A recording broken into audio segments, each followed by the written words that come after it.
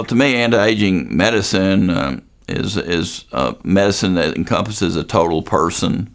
Includes the word, I think wellness comes to mind, holistic comes to mind, but we're looking at all components of a person's,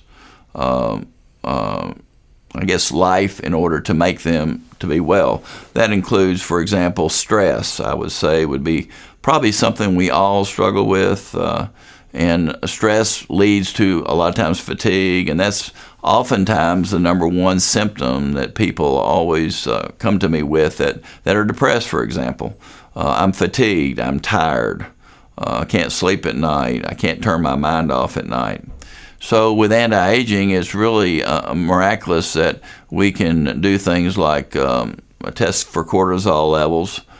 Some of these things have been controversial, but as I have learned to test for lab tests as well as salivary testing for different types of things in regards to hormones, and cortisol is a hormone, that it's amazing how I can treat the results of that and the person gets better.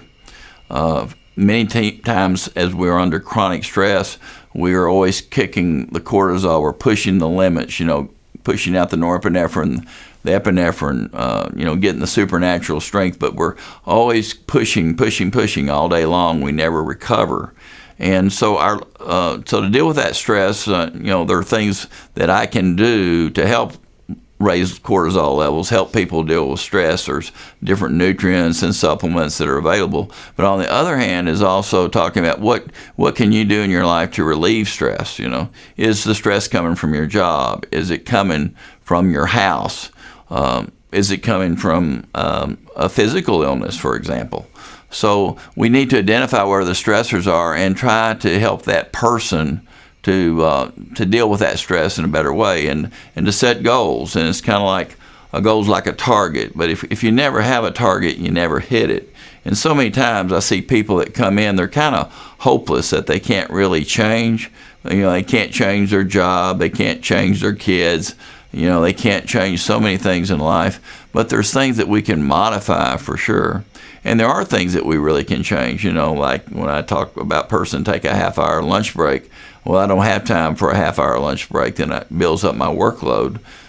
Part of that is education, that if you take care of yourself, you're going to be able to be much more efficient at your job than if you don't take care of yourself.